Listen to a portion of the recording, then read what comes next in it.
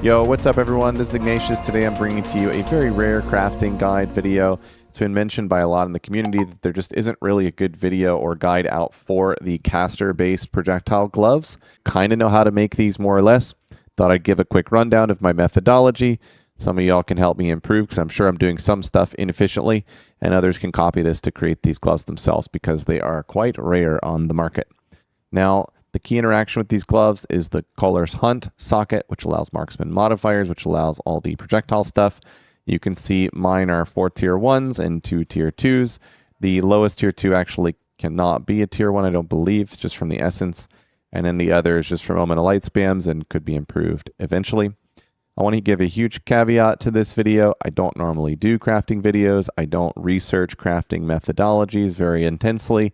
I just kind of go with the flow and try to achieve what I can just based on the information that's on PoEDB, on Craft of Exile, and what's actually in the game. And with these, it was a good sample of it because you just really couldn't buy gloves like these. And if you could, I suspect they were extremely overpriced compared to what they cost to make. So this is my version of making this craft. If there's, huge improvements I could make for others, please post them in the comments and I'll have a pinned comment at the top with suggestions from others that make the most sense. And we're going to have up the Kolr's Hunt modifiers over here. There's not many of them. Highest item level is 75. We're also going to have the modifier item levels from Craft of Exile here.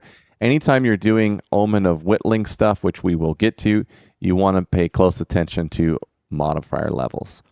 We're going to buy our base. I'll talk a bit about the base. We're going to socket it with the Kolr's Hunt. Then we're going to go for the fracture. Now, there may be one edit in this video. If I fail fractures, I'm going to finish out the crafts for attack-based builds and sell them, and I might have to save up currency to recut a new run. But if you succeed in the fracture, the rest of the suffixes are deterministic, and those are the most powerful mods. That's the chance to pierce, the proj skills, and the crit bonus. The prefixes are not as important, though they are, quite powerful, and they are far less deterministic. High gamba, lots of chaos spam. So that's the sort of broad approach here. Now, I am going to walk through this step by step. I think that's most helpful with crafting videos just to see how somebody actually comes to fruition with an item. So first thing you have to do is buy your base. We are casters, so we're going Siren Scale. However, for resale value, Evasion ES Hybrid, I think is what all the bros are using.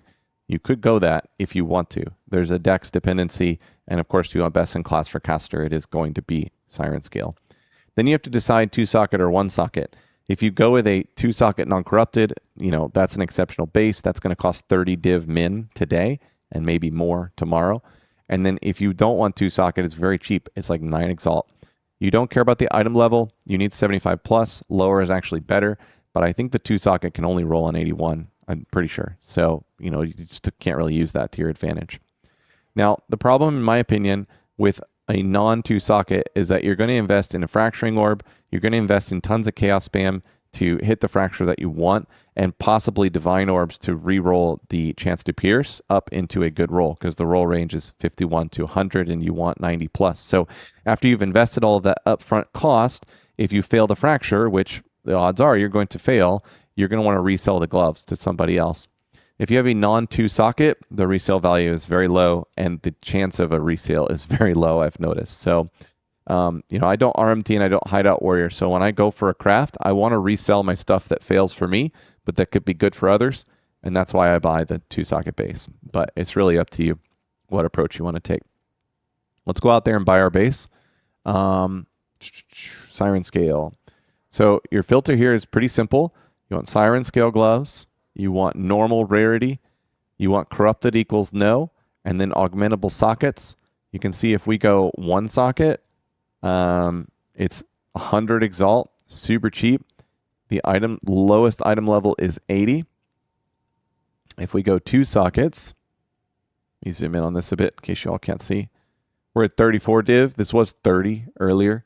And lowest item level is, still 80. I didn't realize that. So, lower item level is technically better because your whittling is going to be competing for other mods. In the prefix, I guess it's not really a big deal. In the suffix, it is a big deal. So let's just say the item level really doesn't matter if you're going for 2-socket gloves because it's going to be a pretty high item level anyway. We'll see if we can buy these. Looks like it's in demand. gone already. How about that? Thanks, Chads. All right, we'll go overspend for 35. Cool. All right, now we can get started. Yay. Over here, I've kind of put the general materials you're going to need. This is going to get the craft started. This is going to be used for spam at 2 different sections. These are kind of like utility mods. These are some of our deterministic things. And then over here is where it gets really, really expensive. And the amount of, whittlings and sinistral erasures is going to be up to you and how good you want your prefixes to be. The suffix is really where the juice is. So that's really great for us. Okay, we have our base. Next step is the Kolr's Hunt. About a half a div, and that's not even waiting. Okay. We got the Kolr's Hunt. We're going to go ahead and put this in. Yes. Now we can roll marks and modifiers. Okay. So the next thing you want to do, just like broadly, is you want to roll a tier 1 chance to pierce. And that's going to be in the suffix. You'll see that there. The reason I go for chance to pierce fracture is the divine roll. So if you don't know, if you have a mod and you divine roll the value of that mod and then fracture it, that value is set in stone. And because this modifier is really bad at, say, 60% chance to pierce, and then extremely good, say, at 94% chance to pierce, we just want to lock that divine roll in. You can fracture the chance to pierce, and then you can divine roll your other mods later without bricking your chance to pierce. And to me, if we're going to fracture one or the other, that's sort of the more important thing to fracture. And that's kind of what I go with on this. So we're going to do a greater or perfect transmute, see if we get lucky. Perfect aug, see if we get lucky. We don't really like it. And then we'll just go, I don't have perfect regal, but you would go perfect regal normally. And we got triple tier 1. The ES is like fine, but that's much later on in the craft, so we don't really care a whole lot about that. All right, so perfect trans aug, you will fail. Yes, I did. Perfect regal, you will fail. Yes, I did. And then you want to chaos spam with 3 mods until you get your pierce. So we're going to spam here until we get our chance to pierce. All right. We already rolled chance to pierce. We do have a crit bonus there, which isn't useless. And we do have triple suffix. The cold would be really, really bad to hit. Now, this chance to pierce is at 82, and that is not high enough in my opinion. We want 90 plus. There's 90. Oof. I wish it was like a little bit more in the 90s, but 90 plus is my rule. Now, if you don't know on a fracture, it says it's going to grab a random modifier out of 4 and lock it in place. If you have 3 and you hit it with a rib, it's a bit of a hack. It becomes a 1 in 3 instead of a 1 in 4. Boof, we hit the pierce. How about that? Wow. Okay, I guess we get to move on. YOLO, 1 in 3 fracture, hit with the rib, then fracturing orb. Now, if you're bad and failed and you went with 2 sockets, you should try to patch up your failed fracture into a decent glove to sell to the bow chats. I would not cover that part even if I had missed. I've resold like 3 or 4 of these. They've all been over 200 divs. So yeah, if you do just like a little bit of micro crafting on a failed fracture and then resell with 2 sockets on a good base, it will sell well. It will take a while because the bow guys are mostly searching evasion, but some of them will end up toggling their search and settling. Okay, so we're going to annul down to just our fractured mod and then 1 additional mod. And then we're going to chaos spam until we hit +2 projectiles. This part takes a long time, in my opinion. You could technically reveal that rib. If the rib was in the suffix, I probably would have gone and done that. So look at that. That's a really great bow mod. Tier 1 surpassing chance. But we're going to move on since we hit the pierce. Okay. Had to do a little edit there to skip over hitting the +2 proj. It did take about 150 C. And I actually rolled over it the first time and then hit it again like 4 C later. So could have been a lot worse. All right. You have gotten your fractured pierce. You've spammed for your +2 proj. Now you're going to go ahead and guarantee your crit bonus and complete your suffixes. So if you've not seen this little hack before, it's pretty common anywhere we want crit bonus on gloves. Basically what you're going to do is you're going to force a random prefix. Doesn't matter what it is. And you're going to use this Sinistral Crystallization to force remove that prefix and add this as suffix, which is 25 to 29% crit bonus. This is the wonderful deterministic step. So Sinistral Exaltation, a regular Exalt, literally does not matter what it rolls. And then you're going to go Sinistral Crystallization, Essence of Hysteria, and boom. Your suffixes are done and totally deterministic, and you've already got a really solid pair of gloves. Now we move into the part of the craft where, potentially I'm just kind of bad at crafting and I don't know of a better way to do this. Or maybe this is just how crafting is a lot this season. Like half of your craft is very deterministic and the other half is very, very spam and gambly. Here is what I like to do. So we're going for 2 prefixes. There's lots of prefixes that are good, and because the prefixes, broadly aren't as powerful anyway, I try not to be too picky about them. But we would be happy with proj speed and proj damage, which would be from the marksman modifiers. And then just from the actual pool on gloves, we'd be happy with max life and percent ES and flat ES. So there's 5 mods that we will be excited about, and then lots of tiers of those mods. And the goal is going to be to score 2 of them, and then use an Omen of Light / Ancient Rib situation to get our last one. Now here's how I like to start this off. A Greater Exalt and a Perfect Exalt. This is going to slam 2 decent tier prefixes onto our gloves. Most likely we get an attack-based modifier, right, that we maybe don't want.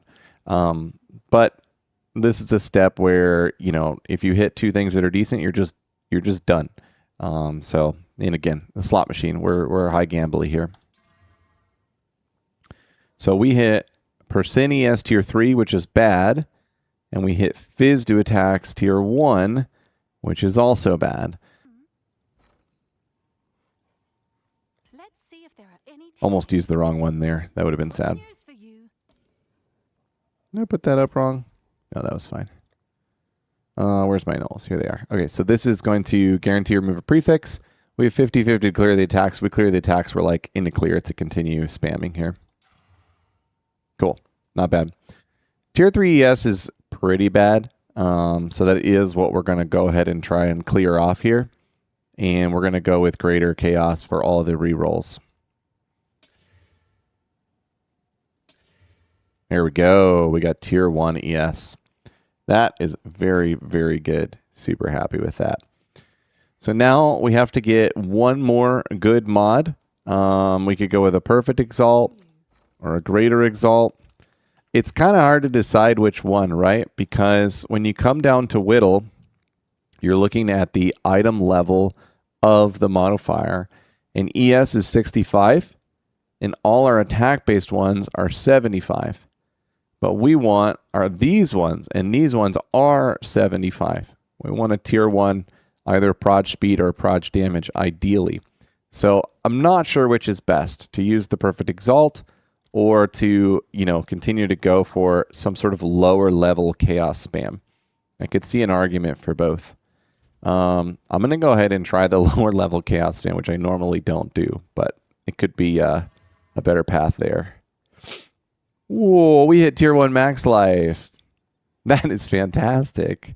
These might end up being better than my gloves I'm wearing. Okay. We now move on to the final phase of the craft. When you get down to your last prefix, you're kind of done, and you're just going to go for Omens of Light as much as you can afford. I do like to go with the Ancient Ribs. They're not very expensive for some reason, surprisingly. And they guarantee a higher modifier level.